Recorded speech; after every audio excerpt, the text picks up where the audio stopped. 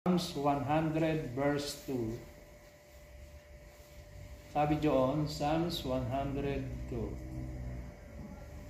Worship the Lord with gladness.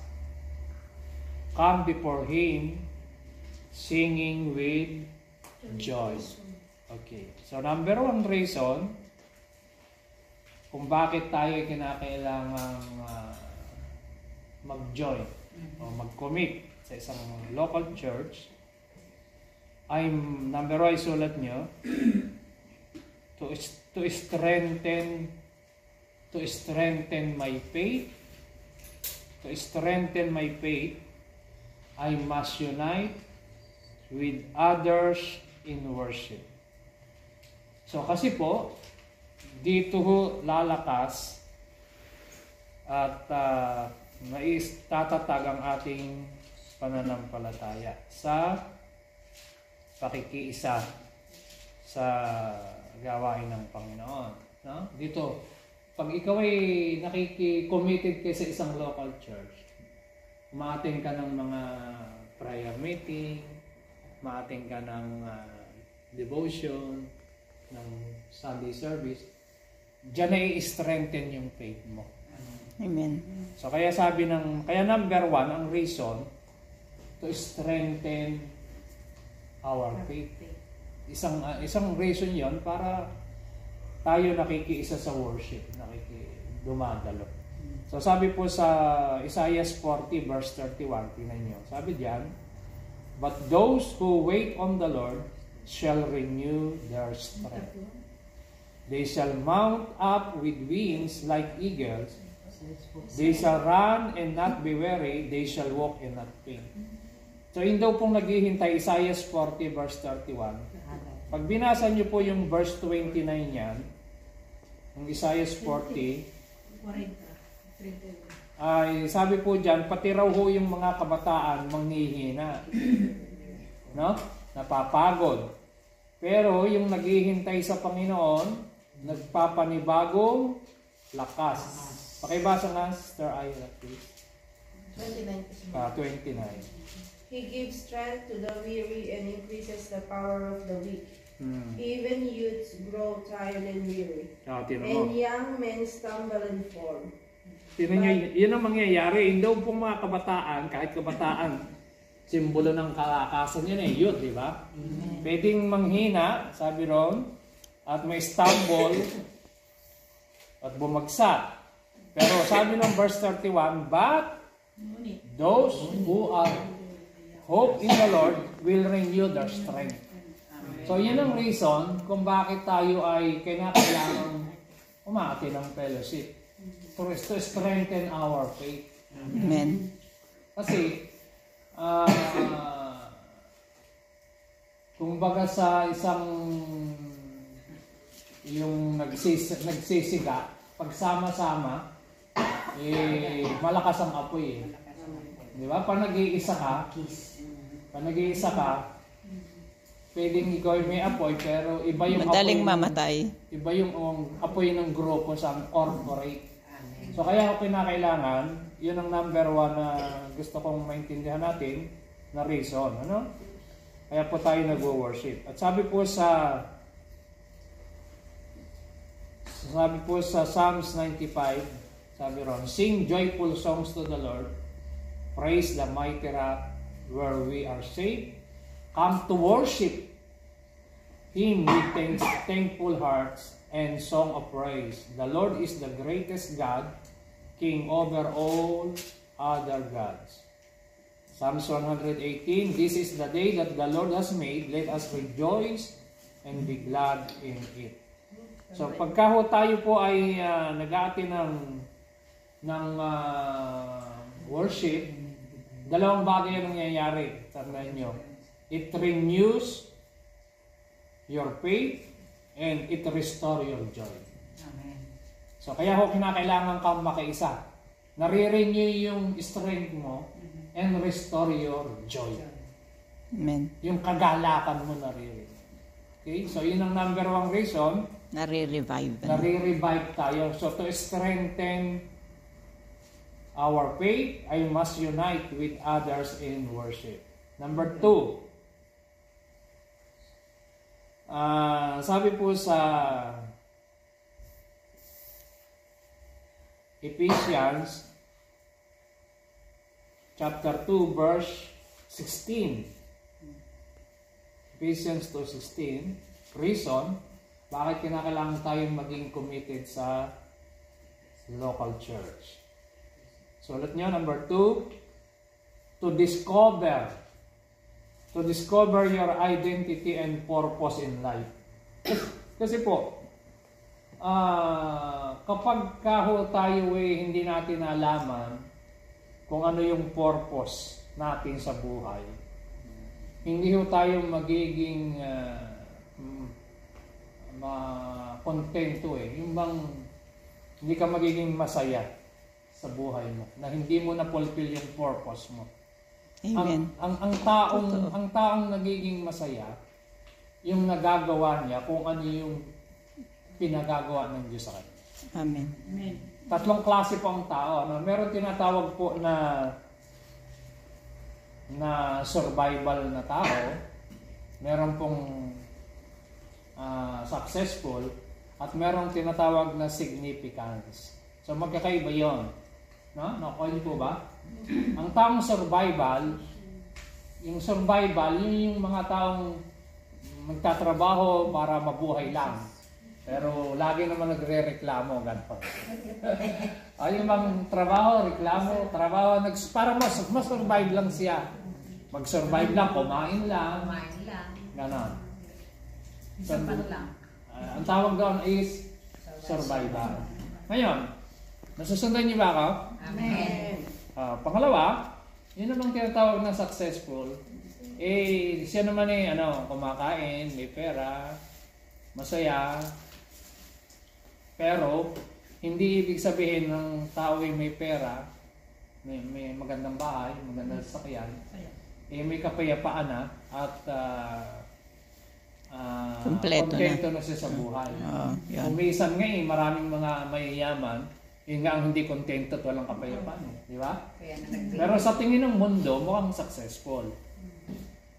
Sa tingin sa word, sa pananaw, kapag ang tao kasi maganda ang status ng buhay, ang tingin natin tagumpay. Pero sa totohanan, sa pag pinag-aralan niyo yung research ng mga taong nagpapakamatay, mas marami nagpapakamatay na mayayaman. Ibig sabihin, hindi yun yung basihan. Na pag ikaw ay may maraming pera, sikat, may mga famous na tao, mga artista, bakit nagsusuicide? So, ibig sabihin, hindi pa rin yun yung basihan na successful ka talaga. Ngayon, 3 klase nga, survival, successful, significance. Yung significance, dapat dumating tayo sa bagay na yun, na ikaw, kontento ka, masaya ka, kasi alam mo kung ano yung purpose ng buhay mo at nase-serve mo yung purpose sa buhay mo. Amen. Yun yung yun yung kakontentohan ng tao. Kaya nga sabi ni Paul, I have learned the secret of my life. Sabi niya, I have learned to be content. Ano bang sitwasyon? Kaya nga sinabi niya yung I can do all things through Christ who give me strength. Kasi natutuhan niya yung sikreto. So, number 2, sulat niyo, to discover your identity and purpose in life. So, kung tayo ay magtatanong, ano ba purpose mo? Lahat ng bagay na nilikha ng Diyos may purpose. Amen? How much more pa kaya ang taong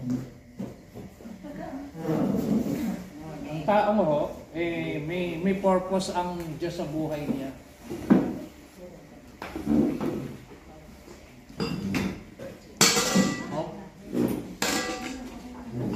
Okay.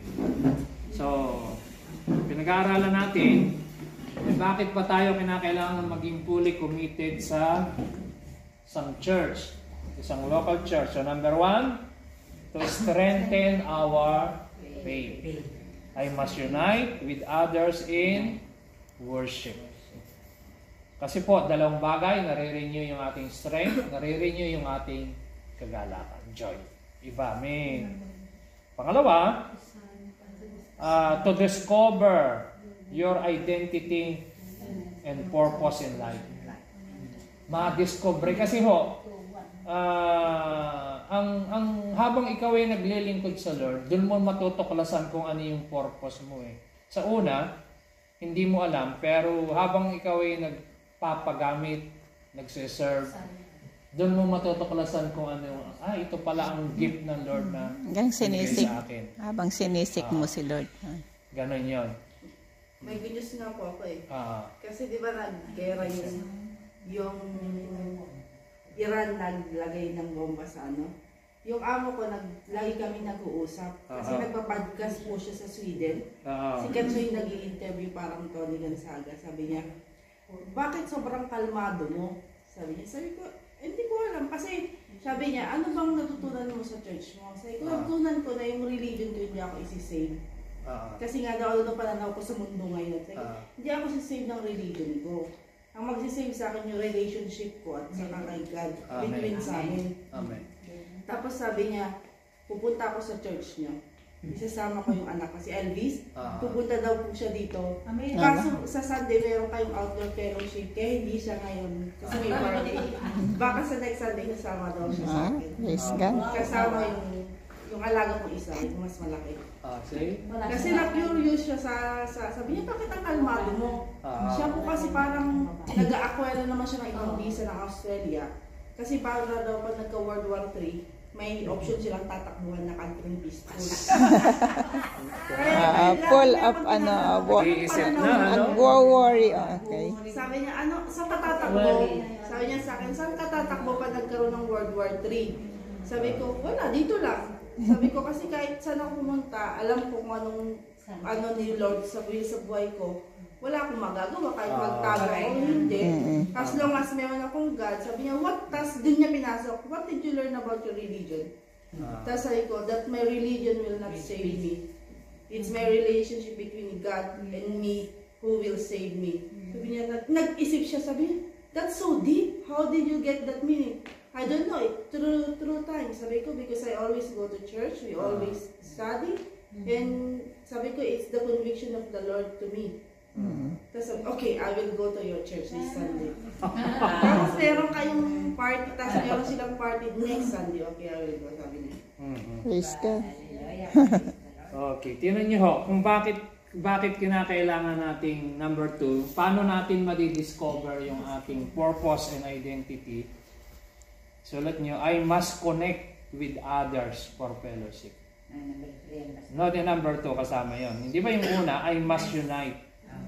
Kinakailangan kong makiisa sa iba sa worship.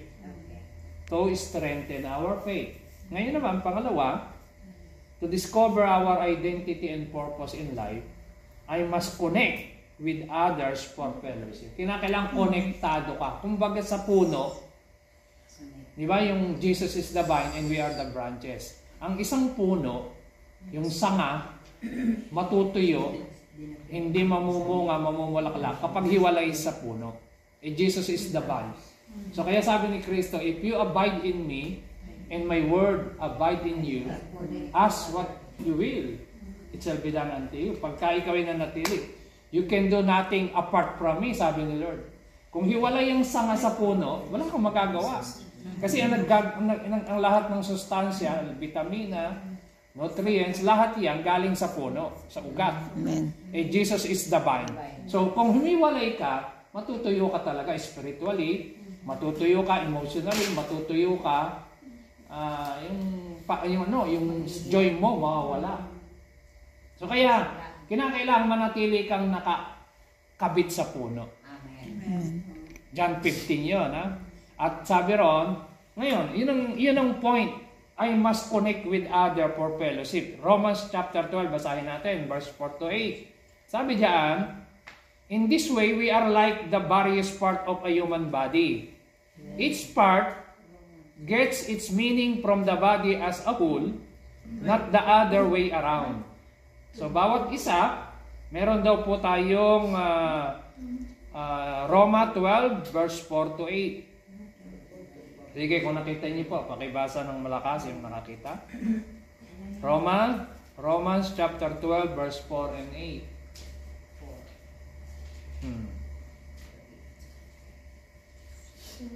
Pakita naman? Yan na nakakita. Pakibasa, please.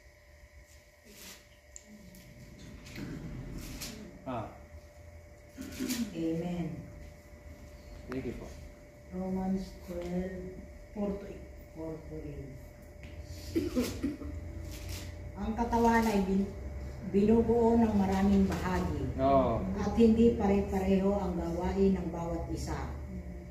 5. Gayon din naman tayo'y marami ngunit nabubuo sa isang katawan ni Kristo at isa't isa'y bahagi ng iba. 6. Yamang mayroon tayong mga kaloob na magkakaiba ayon sa kagandahang loob ng Diyos sa atin, gamitin natin ang mga kaloob na iyan. Kung paghahayag ng kalooban ng Diyos ang ipinagkakaloob sa atin, ipapahayag natin ito ayon sa sukat ng ating pananampalataya. 7. Kung paglilingkod, maglingkod tayo, Ayun. magturo at tumanggap ng kaloob na pagtuturo. 8. At mangaral ang may kaloob na pangangaral. Kung pag-aabuloy, mag-abuloy ng buong kaya. Kung pamumuno, mamuno ng buong sikap. Kung magkawang gawa, gawin ito ng buong galak. Amen. Praise God. So nakita po natin na magagawa lang natin yung na magawa yung gift, na magamit yung gift na pinakagawa na kaloob sa atin ni Lord kung ikaw ay connected sa body of Christ. Kasi hindi mo maia-apply yung pagtuturo na wala ka naman tuturuan. Hindi mo maia-apply yung gift of giving na wala ka namang sinusuportahan, tinutulungan. Hindi mo maia-apply yung gift of encouragement, di ba? So, lahat ng gift na meron tayo, magagamit mo yon if you are connected with others, sa tao, sa fellowship. So, kaya kailangan ay mas connect with others. Ngayon, ano ang saysay? Imagine niyo po ito. Halimbawa, may ilong ka. Ano ang saysay na yung ilong may tanggalin? Hindi nakakaamoy. Wala rin siya. Useless. May tenga ka nga. Tanggal naman ang tenga. Hindi nakakonect sa katawan. Useless. So, yun ang reason kung bakit kailangan kang maging committed. Ibig sabihin, connected sa church. Naintindihan niyo? Nakuha niyo po. So, hindi nang ibig kong sabihin kanina na Jesus is the vine and we are the branches. Kailangan connected ka. Yun din ang ibig kong sabihin sa building, na we are God's building, na kailangan permanent ang hollow block. So, bawat isa sa atin is like a block. Permanent ka dyan, hindi ka tinatanggal araw-araw, ikakabit, ganon. So, ganon po ang church. Ang church, dapat magkaroon tayo ng right perspective. What is the church? Ang church ay hindi yung pag naisipan, okay. Pag hindi naisipan, pag wala sa mood, hindi na okay. Pag nasa mood, okay. Hindi ganon ang church. Pagka ganon ang tao, hindi lalago. So, kinakailangan, planted ka nakatanim ka sa church. Of the Lord. Kasi diyan ka mamumunga kahit hanggang sa pagtanda natin, tayo ay mamumunga. Sige, buksan po natin ang ating Bible sa Psalms 92 verse 13. Kung kayo may Bible, pakibukas niyo. At yung nakakita, pakibasa ng mabilis. 2 verse 13. 92:13. Yun, nasa ng mabilis yun. Okay? Amen. Parang punong kahoy na doon natanim sa tahanan ng Diyos. Nakatanim. Sa banal na templo, ito ay lalago na nakalulubod. Tuloy ang pagbunga. Kahit na ang punong ito ay tumanda. Ayun. Lubiat matatag. At ang dahon nito ay laging sariwa. Hallelujah. Hallelujah. So ano ang sekreto? Kailangan daw ikaw ay nakatanim. Tanim sa pangalan. Intindihan niyo po. Amen. Ano ibig sabihin ng tanim? Praise Planted. Ano ibig sabihin ng planted? Committed. Amen. Kapag hindi ka planted, hindi ka committed sa local church, hindi ka mamumunga. So ang sikreto para mamunga, kahit sa pagtanda, sariwa pa rin ang dahon, fruitful ka pa rin. Giging blessing sa mga tao. Ikaw ay tagal-tagal. Tumatanda nga edad mo, pero ang mukha mo ay parang hindi ka namang... Amen. kasi laging sariwa. Sabi sa dahon. Pag nakatanim ka, di ba? Tingnan mo yung mga puno. Alin ang mas maganda? Yung puno. Dalawang puno, imagine niyo. Isang punong nakatanim, sa tabi ng daluyan ng tubig, o isang punong nakatanim sa desierto, din na tuyo. matutuyo. So, kaya sabi ng Psalms chapter 1, kapag daw tayo ay isang puno na nakatanim sa tabi ng batisan, lagi kang namumunga sa kapanahunan, laging namumulaklak, and whatever you do, you will prosper, ang sabi pa nga ng Bible. So, kaya kailangan ang commitment. Kaya ito tinuturo namin kasi po, maraming Christian, hindi talaga ito naiintindihan. Akala nila, basta sila nag-church, okay na, uuwi na, ganun lang. Kailangan talaga tayo, kaya hinihingi natin ng commitment. Kasi si Lord mismo, nagdidima ng commitment sa mga disciple. Sabi niya, gusto mo bang sumunod sa akin? O sige, pasanin mo ang cross at sumunod ka sa akin. Commitment yun. Tapos sabi ni Lord, ang hindi kakampi ko ay laban sa akin. Ang hindi gumagawa na kasama ko ay laban sa akin. Commitment yun eh. No? Okay, number 3. So nakakadalawa na po tayo. To discover our identity and purpose, kailangan connected ka sa church, sa body. Number 3, to grow my faith. Ayan, si Brother Chador. To grow my faith. So ulit nyo, to grow my faith, I must learn from others to grow. Alam niyo mga kapatid, mas lalago tayo sa ibang tao. Kailangan natin ng isa't isa para tayo mag-grow. Amen. Naniniwala ba kayo ron? Amen. Amen. Naniniwala kayo? Halimbawa, kahit si Sister Tintin, meron akong matututuhan na hindi ko alam na alam niya. Totoo. Naniniwala kayo? Na hindi natin alam. That's true. Walang taong magsasabing I know it all, everything, lahat alam niya.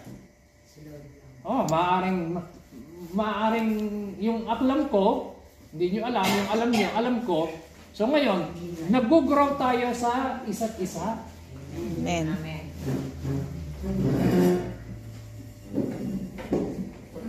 Diba?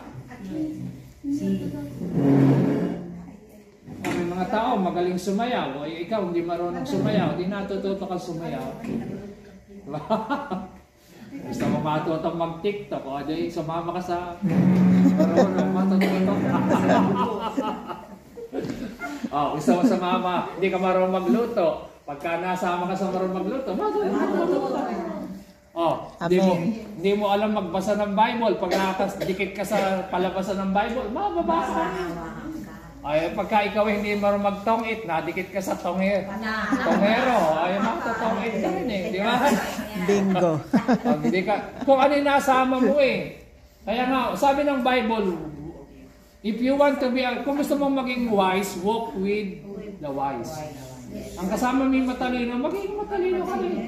Kahit hindi ka mukhang matalino, pag kasama mo yung matalino, mukha ka na rin matalino. Amen. Diba? Pag ang kasama mo ay spiritual, magiging spiritual ka. Pag ang kasama mo yung maging makamundo, maging makamundo ka eh.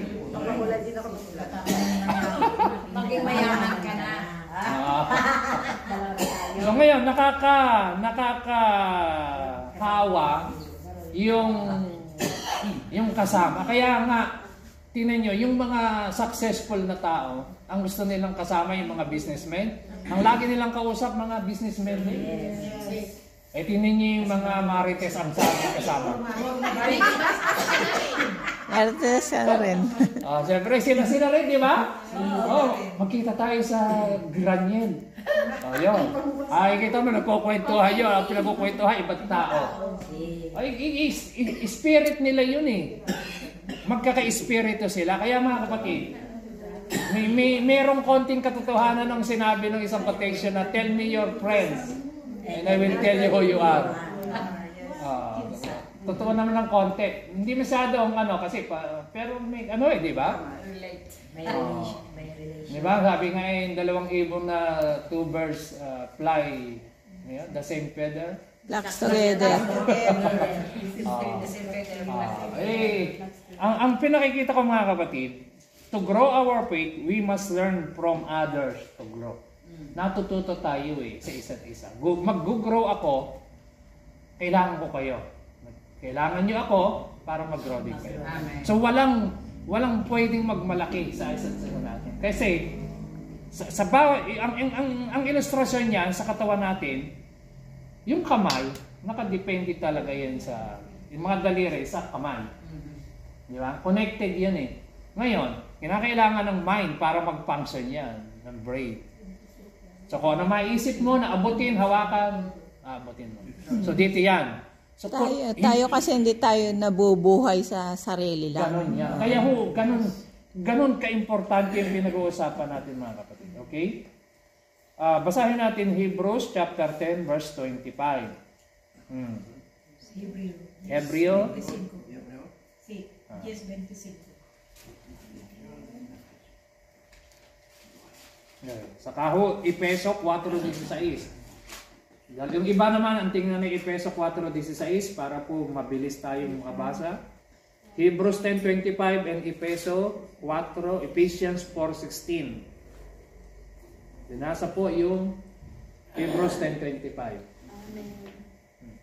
Not giving up meeting together, as some are in a habit of doing, but encouraging one another, and all the more as you see the day approaching. Ayun. Sabi, huwag daw nating pabayaan ng pagdalo sa pagkakatipon. Sa halip, magpalakasan tayo sa isa't isa. Amen. One another. Encouraging one another. Alam niyo po sa Bible, more than,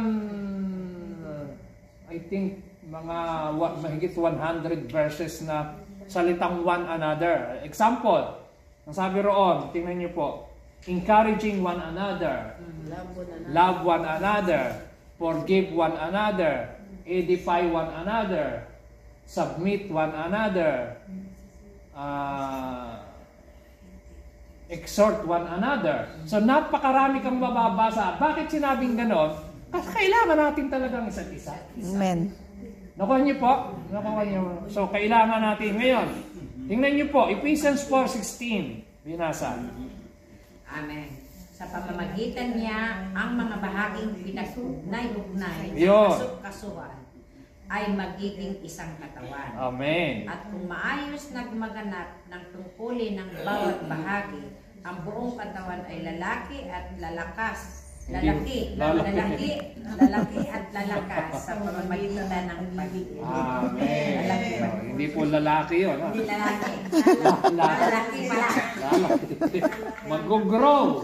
Sa English, pag nakita niyo sa English sa pagbasa, sabi ron, sa translation ko, He makes the whole body fit together perfectly.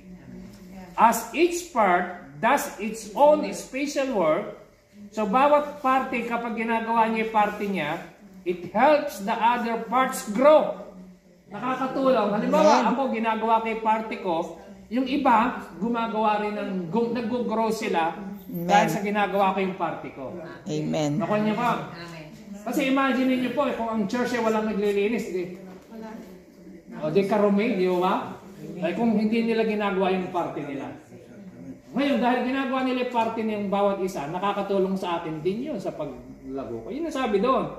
It helps the other parts grow so that the whole body is healthy and growing and full of love. Amen? Amen. Ang buong katawan nagiging healthy. Kapag Amen. bawat isa, nagpa-function ng naroon. Tingnan nyo, di ba yung katawan natin, isang parte nga lang ang hindi mag-function, unhealthy na Yun nga lang, yung bato, yung stone natin. Huwag lang mag-function yun. Hirap na hirap ka na di ba?